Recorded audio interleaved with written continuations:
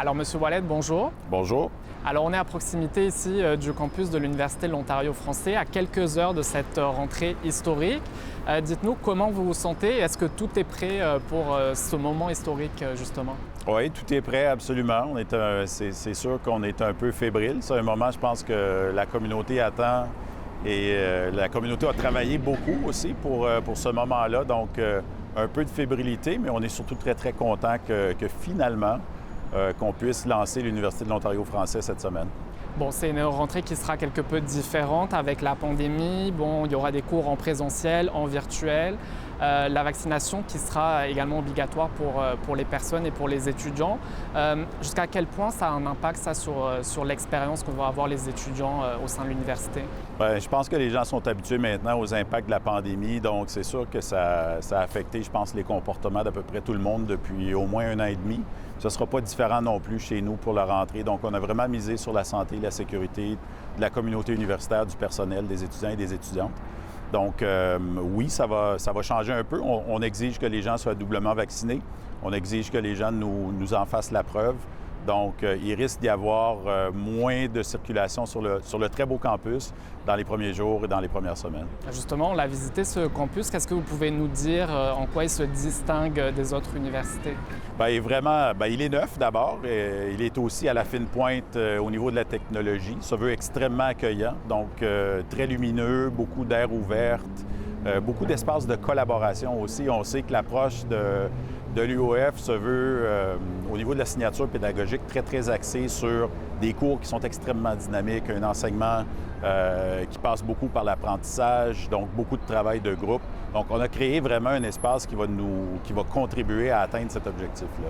Je veux qu'on parle évidemment des inscriptions. Est-ce que vous êtes en mesure de nous dire combien d'étudiants vont faire leur entrée cette année à l'université? On attend, puis c'est ce qu'on avait annoncé il y a quelques semaines, environ entre 130 et 150 étudiants au total sur l'année. Donc, il y a présentement des étudiants qui regardent la situation de la COVID, des étudiants internationaux aussi, qui regardent la situation de la COVID et qui n'obtiennent pas un permis d'études, donc qui pourraient retarder leur arrivée à l'UOF à plus tard cette année, donc possiblement en janvier. Donc, on a parlé d'environ 130 étudiants au total et ce sera entre 130 et 150 fort probablement pour l'année 2021-2022. Bon, corrigez-moi si je me trompe, mais la majorité de ces étudiants proviennent de l'international ou hors de l'Ontario. Beaucoup disent, bon, c'est une université pour et par les Franco-Ontariens. Qu'est-ce que vous répondez quand vous voyez qu'il y a très peu de Franco-Ontariens qui vont débuter cette première cohorte à l'université?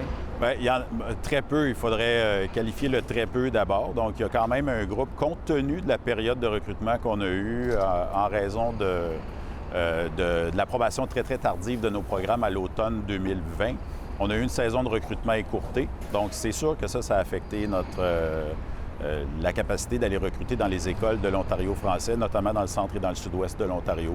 Donc, mais oui, on va être environ à 70 d'étudiants internationaux, 30 d'étudiants canadiens. On n'est pas gêné de ça.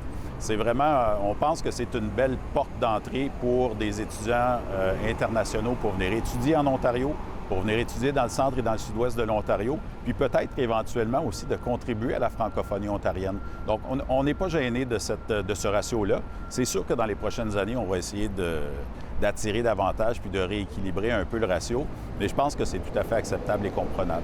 Justement, comment aller chercher plus de Franco-Ontariens pour venir étudier à l'Université de l'Ontario français? Bien, d'abord, une pleine saison de recrutement va beaucoup nous aider. Aussi, rafraîchir les images. On a travaillé depuis plusieurs semaines sur une campagne qui est différente, qui va vraiment présenter les atouts de l'Université de l'Ontario français, de ses programmes.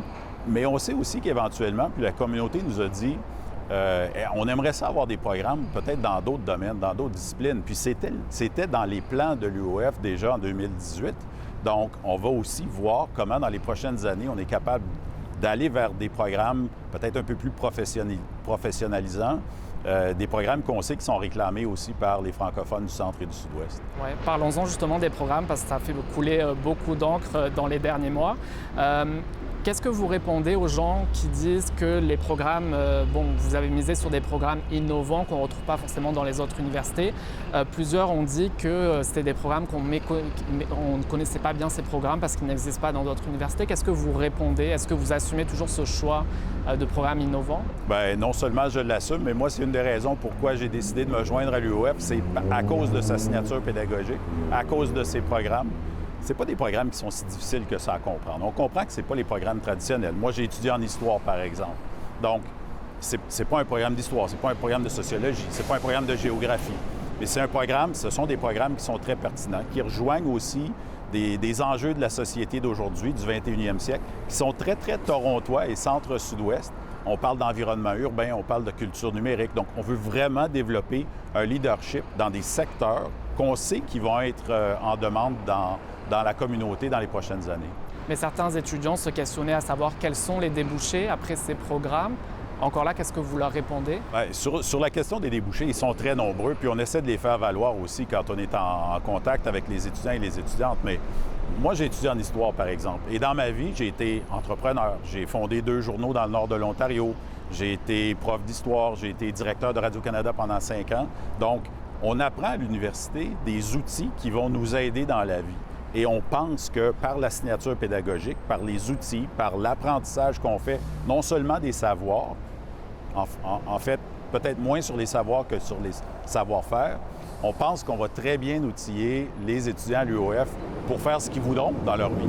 Alors, on parlait justement des étudiants. Est-ce qu'il y a eu des défis aussi sur le recrutement du personnel pour l'université? Bien, j'ai travaillé 5 ans à Toronto et je sais que c'est toujours un défi de recruter du personnel francophone ou bilingue dans une ville comme Toronto. Donc, oui, il y a des défis à ce niveau-là, c'est clair.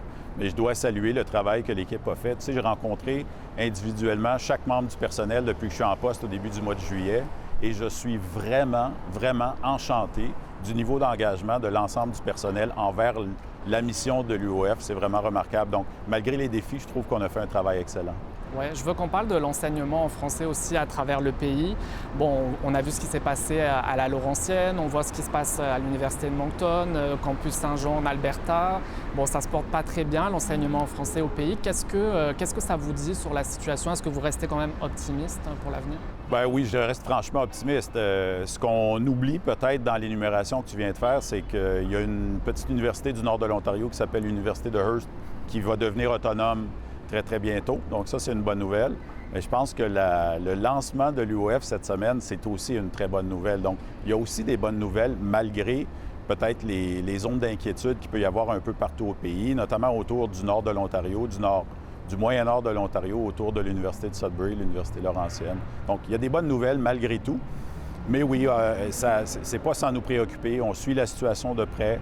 On veut collaborer avec d'autres partenaires, d'autres institutions du secteur. Donc, on suit ça de très, très près. Très bien. Alors, merci pour cette entrevue et bonne rentrée. Merci beaucoup.